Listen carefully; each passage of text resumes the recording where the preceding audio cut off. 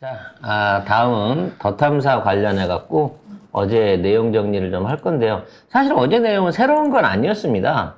통일교가 대선에 관여를 했고 화자 언니가 직접적으로 학자 언니가 직접적으로 교구장 그러니까 각 산하 교회에 있는 사람들을 모아가지고 지원을 하라고 롯데호텔에서 만나서 얘기를 했다. 그리고 그와 관련된 지원 유세가 실제로 있었고 유세 내용들이 원오프 라인을 통해서 알려졌었다는 거죠.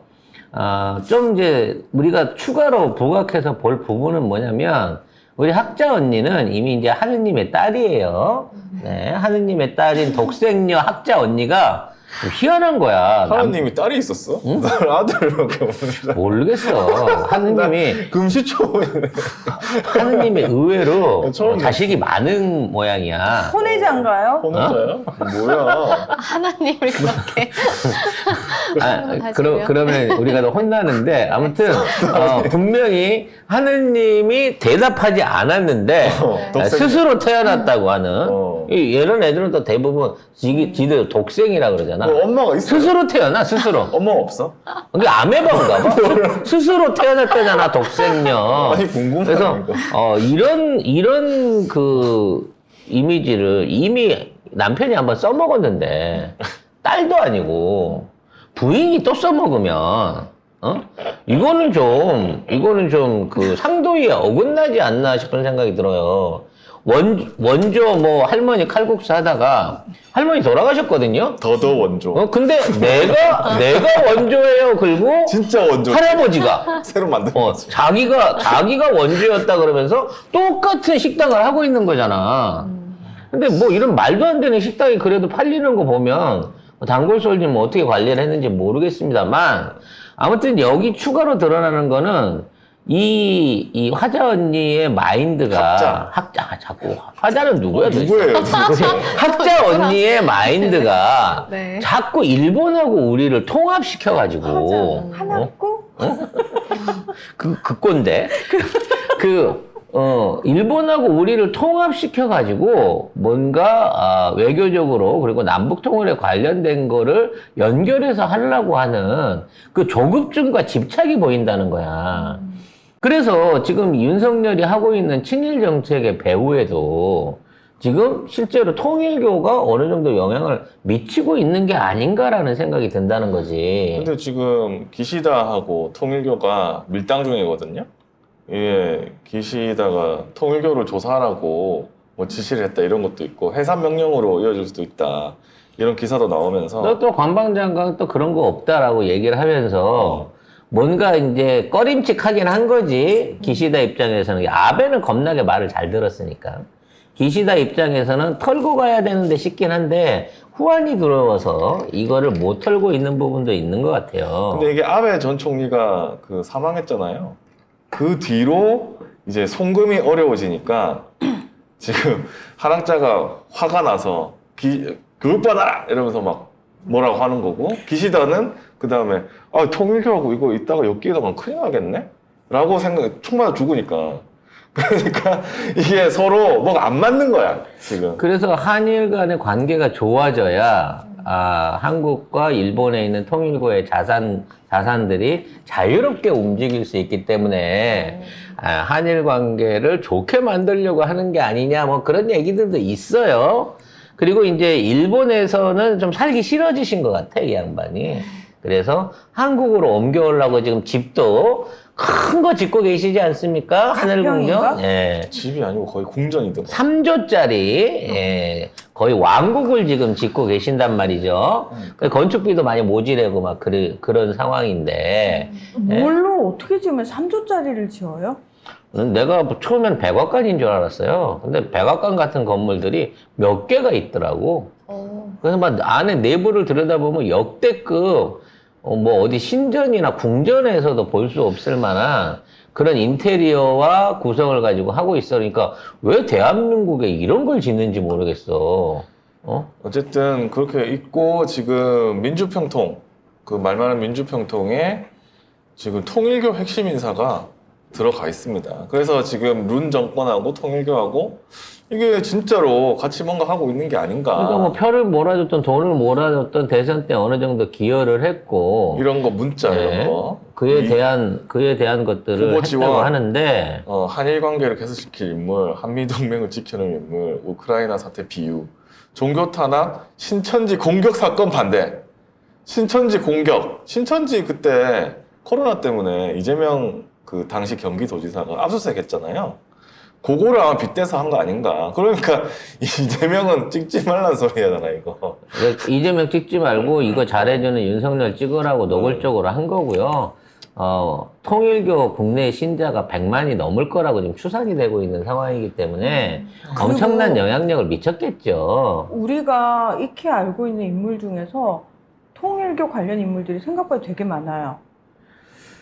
국회 안에도 통일교 관련한 일종의 장학생들이 꽤 많습니다. 그리고 지금 한일 해저 터널부터 아시안 하이웨이 연결까지 지금 이걸 또 다시 들고 오고 있는 세력들이 지금 통일교거든요.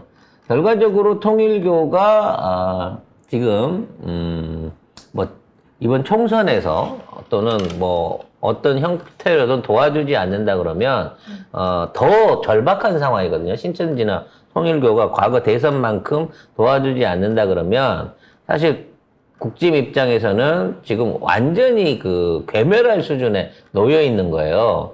그래서 대구 경북도 무너지고 있는 상황인데 그쪽은 어차피 나중에 표 찍을 때는 넘어간다고 치더라도 충청과 수도권 이쪽 안에서는 절대적으로 이러한 그 단체들의 압력 내지는 영향력이 필요한 거라서 더더욱 얘네들이 자신 있게 설칠 거라는 거지, 총선 때까지. 우리 김미정님 뉴욕에서 간호사로 일하고 계시잖아요. 10여 년 전에 일했던 병원의 흑인 간호조무사들이 통일교 신자들이었어요. 그래서 제가 가평에 통일교 왕국도 가봤다고 하니까 좋아하고 항상 인터넷으로 문선명 소식 받고 그러던데요. 뉴욕에는 외국인 통일교 신자들이 무지 많아요. 여기저기 영업한 통일교 신문을 쉽게 볼 수 있다고 합니다. 되게 많고요. 외국에 가면 유명한 사람이 미스터 문 아냐고 물어보거든요. 그래서 문선명 같은데. 문재인 대통령이 프레지던트 문! 아니 나는 문재인 대통령 전에 대통령 되기 전에 외국에 있을 때 Do you know 싸이 전에 훨씬 전에 있을 때도 한국이라고 하면은 문 아냐고 우리 저기도 문 저기 뭐 있는데 이러면서 한국 안다면서 막 이런 얘기를 하는 거야. 그러니까 세계적으로 너무 유명해. 통일교가. 결국은 이러한 세력들하고 손을 잡게 되면 결과적으로 이러한 세력들이 원하는 방향의 정치를 할 수밖에 없는데 얘네들은 신념에 의해 갖고 어떤 뭐 공익이라든지 국민 전체나 한민족 같은 걸 생각하지 않잖아요. 얘네들이 일본이랑 힘을 합쳐가지고 북한이랑 2025년까지 통일을 만들어가지고 거기에서 뭐 어떤 사업을 하겠다 내지는 그 다음에 미래를 만들겠다라는 플랜을 갖고 있대요. 원래 2027년이었는데 2025년으로 땡겼어요. 이게 윤석열 정권 안에서 끝내겠다는 거거든. 그러니까 이 통일 2년 사업을. 이게 원래 그 윤석열 2027년까지잖아요. 그러니까 안 되겠다 싶은 거지. 빨리 땡긴 것 같아. 그래서 2025년까지 이걸 땡겨서 하겠다고 한 만큼 그만큼 더 악랄하고 더 친일적이고 더 반민족적인 짓거리를 지네들 교리에 맞는 이 학자 언니 마음대로 하고 싶은 대로 대한민국 정치를 좌지우지하려고 들 수 있다는 거예요. 따라서 이와 같은 연결고리를 끊어줘야 된다는 거거든. 근데 어떻게 끊을 수 있을지 모르겠습니다. 그리고 어제 제일 감명? 아무튼 제일 좋았던 거는 뭐냐면 이거 뭐 그 통일교 행사 하는데 무슨 펜스 오고 뭐 누구 오고 했잖아요. 네. 그런 행사 왔을 때 윤석열은 가서 만났잖아요. 그 이재명한테 얘기 안 했냐니까 이재명 쪽에서 거절했다라고. 뭐 선거 때 되면 급하면 뭐 아무데나 손잡을 수 있겠죠.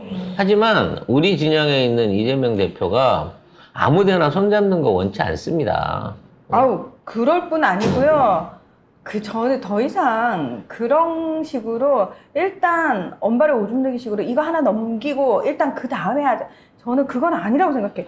정신 차려야 돼요. 밑바닥부터 탄탄하지 못하면 위로 올라갈수록 불안해지고 무너집니다. 그거 한순간이에요. 뭐? 윤석열 쫓아내기 위해서 누구랑도 손잡을 수 있다?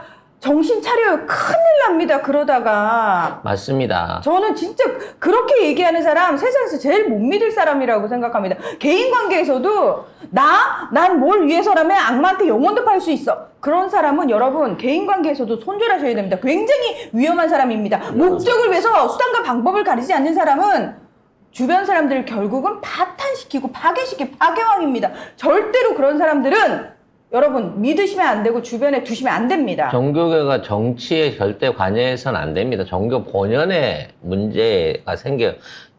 종교가 정치에 관여하게 되면 중세시대 때와 같은 뭐랄까 그 인간성, 그러니까 인간 존중에 대한 사상이 사라져버려요. 그래서 인류 역사상 최악의 암흑기가 중세시대였던 거잖아요. 그래서 종교가 절대로 정치 권력하고 손잡아서는 안 됩니다. 근데 요즘 정치 권력 하는 애들이, 야, 우리 신자가 몇 명인데. 우리 기독교 안에 신자가 몇백만이야. 우리 통일교가 100만이야. 우리 신천지가 40만이야. 그러면 그거를 얻어먹기 위해서 그 표를 갖고 어떻게든 이기기 위해서 간쓸게 다 내줘가면서 정치라는 윤석열 같은 정치 몰입애가 있기 때문에 그 사람들이 이런 식으로 국정을 농단하는 거예요. 통일교가 100만이면요 민주당 지지자들이 240만입니다. 당원으로 입당한 사람만. 우리가 더 세. 그럼 우리가 훨씬 더 세고 더 큰 활동력을 발휘할 수 있어. 왜? 우리는 종이를 위해서 하는 거니까.